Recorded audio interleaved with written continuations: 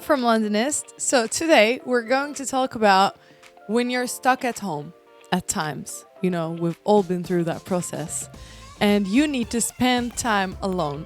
And you don't have a lot of systems in your home. Maybe you don't have a pool like many of us. You don't have your own gym and etc. So what can you do with yourself? So I have found some improving solutions to do at home when I'm by myself, and I want to share that with you.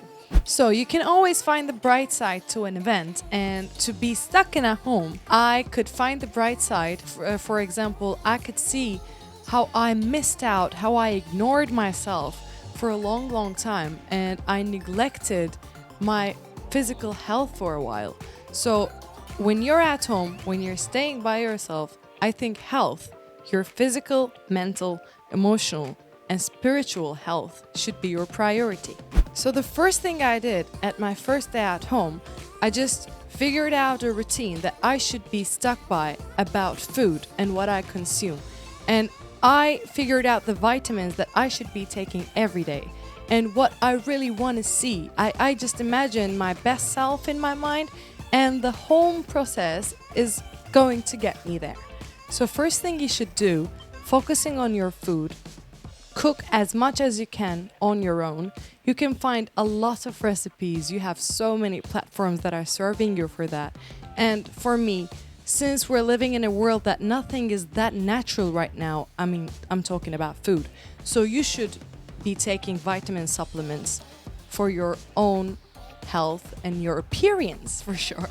So the second of all, I always think that it's not what I think, actually, it's a fact that the art is the best way to heal your traumas. It's a creative way to heal your traumas. While you're making art, you come from your traumas, and they just, by expressing yourself, they turn into other things. Much more positive things, so you could be productive with your own wounds. When I'm at home by myself, I practice singing. Even if you're not a good singer, just focus on singing, because every human has that soul in them, I know, and singing makes you much more relieved and intoxicates you from your shyness. At home by myself, I would choose a character that I was a fan of, from a series, from a movies, from a book. I would choose a character and improvise in my head what kind of reactions they would give to different kind of scenarios that could happen in the world. I would imagine Shakespeare's characters in this century and how they would react to this world right now. And I would love to find different paths and different perspectives in characters, and I would also, by myself, it's not crazy at all, it's a very healthy thing to do, improvise by myself the mimics, the body language, the feeling and everything, and I would shout out the feeling, or I would sing the feeling out. This is very simple, but this is very true. Sometimes life is so fast and we start ignoring our loved ones, and we just don't recognize how valuable our time is until we lose it.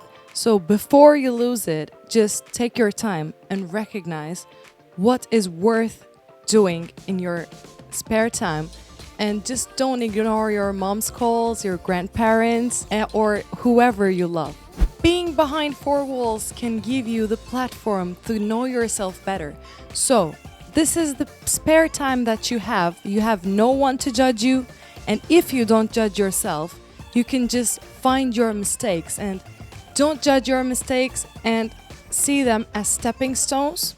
So I take my time at home when I'm by myself to think about all the mistakes in a very honest way, and not judge myself, and accept myself in the most imperfect ways.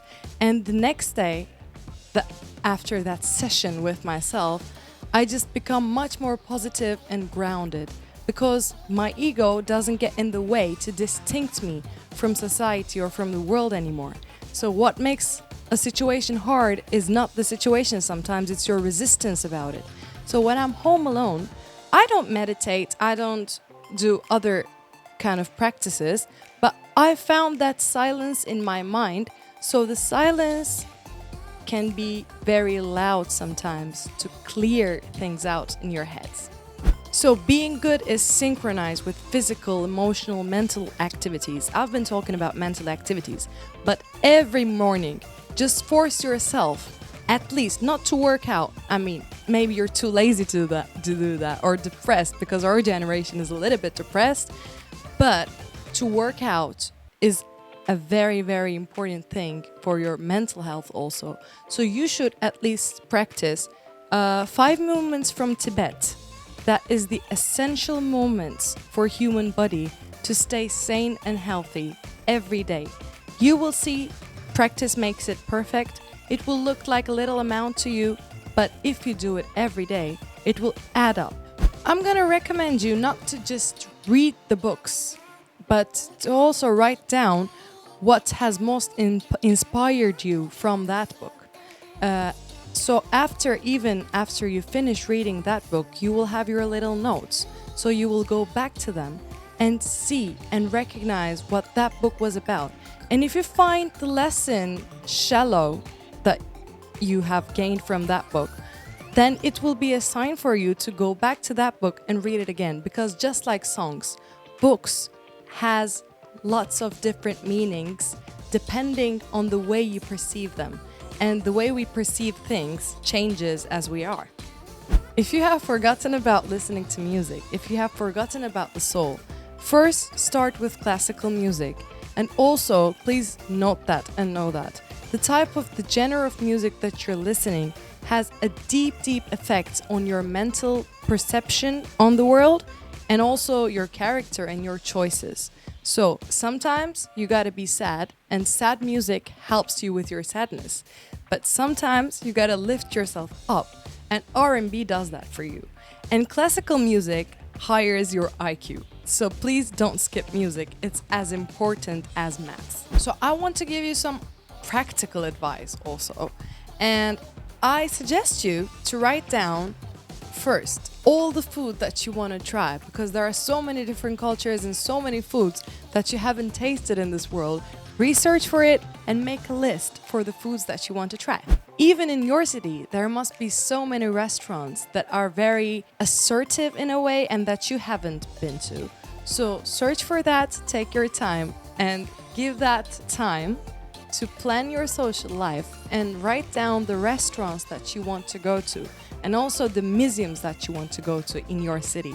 Because I bet, even if you were born in that city, there are museums and restaurants that you haven't seen, and the museums keeps changing, so you should keep up with that. There are so many places to go in this world, and I think a lifetime won't be enough for that. So choose your specific ones that is your calling for you. Find it on the world map and make a list for it. And don't be afraid to write them all down. And don't be afraid to believe that you're gonna go. So make a plan from starting a practical map and choose wisely to where do you want to go, the countries and the cultures you want to experience. And also there have been so many different events during the history. And we know the events, but we don't know the events deeply, or we don't know the dates of the events deeply. So go down the history, write down what seems very important to you, and make your own chronological history that is the most inspiring events for you. So this was my personal advice about what to do when you're home by yourself. I mean, these work on me, and if it works on you, I'll be really happy to know that. I'll see you in the next video of Londonist.